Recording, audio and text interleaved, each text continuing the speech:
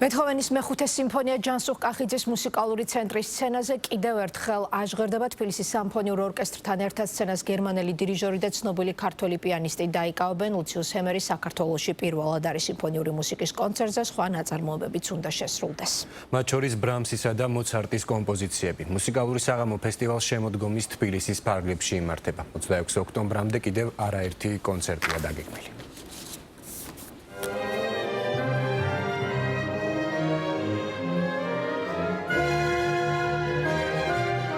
ჯანსუღ კახიძის ცენტრში მორიგი მუსიკალური საღამოსთვის ემზადებიან. ფესტივალ შემოდგომის თბილისის ფარგლებში კიდევ ერთი კონცერტი გაიმართება და ამჯერად სცენას თბილისის სიმფონიურ ორკესტრთან ერთად გერმანელი დირიჟორი ლუციუს ჰემერი და ქართველი პიანისტი ვალერიან შიუკაშვილი დაიკავებენ.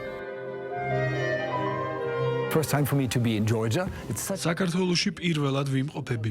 პირველად შევხვდი ამ არაჩვეულებრივ ორკესტრს ძალიან ამბიციური ხალხით, რომლებსაც უყვართ მუშაობა და უყვართ დაკვრა. რაც შეეხება რეპერტუარს, ვასრულებთ ბეთჰოვენის მეხუთე სიმფონიას. შემდეგ კი ორკესტრთან ერთად გვაქვს ბრამსის უვერტურა. ნაწარმოები მხოლოდ 10 წუთიანია, მაგრამ ეს მშვენიერი ნაწარმოებია, რომელიც მან დაწერა პოლონეთის უნივერსიტეტში დოქტორის ხარისხის მისაღებად.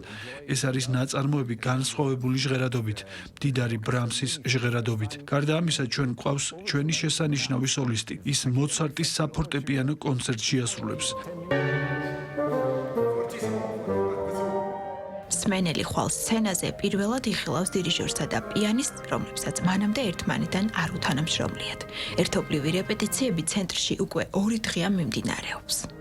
საერთოდ ჩვენი სპეციალობა არის ისეთი, რომ ყოველთვის ჩვენ უნდა გავაგრძელოთ ის ტრადიციები, რაც ჩვენმა წინაპრებმა გვასწავლეს. აქედან გამომდინარე, ეს ღელვა და ეს პასუხისმგებლობა გაორმაგებულია. პასუხისმგებლობა გვაქვს არა მარტო იმ მსმენელთან, რომელიც მობრძანდება და დროს კარგავს იმისათვის, რომ მე მომისმინოს და ეს უდიდესი პატივია ჩემთვის, არამედ აი იმ წინაპრების ტრადიციის გაგრძელება, რაც ჩვენ გვაქვს.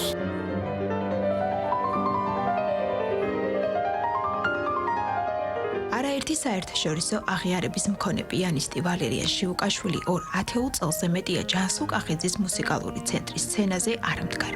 შესაბამისად, მსმენელთან შეხვედრას დიდი სიხარულით და ამავე დროს დიდი პასუხისმგებლობით ელოდება. მქონდა ბედნიერება ბევრი წლების წინ 2000 წელს ეს ფესტივალი, რომელსაც უკვე ძალიან დიდი ისტორია აქვს, რომ დამეკრა გახსნაზე, რადგანაც გახსნაზე უკრავენ მხოლოდ ქართველი შემსრულებლები და 25 წლის მერე მაქვს ბედნიერება, რომ კიდევ ერთხელ დაუკრა ამ არაჩვეულებრივ დარბაზში. პრაქტიკულად ეს დარბაზი არის ის დარბაზი, სადაც მე გავიზარდე ბატონ ჯანსუღ კახიძესთან.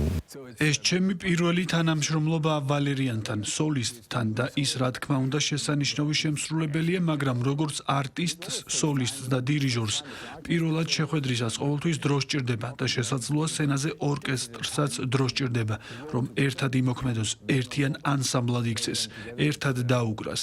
მაგრამ პირველი რეპეტიცია გვქონდა, ძალიან კარგად გამოგდის და დარწმუნებული ვარ, რომ კარგი წარმოდგენა გვექნება. სიმფონიური მუსიკის კონცერტი ჯანსუღ კახიძის მუსიკალურ-კულტურულ ცენტრში 18 ოქტომბერს გაიმართება. შემოდგომის თბილისი 26 ოქტომბრის ჩათვლით გაგრძელდება და მსმენელსაც არაერთი მუსიკალური საღამო ელოდება.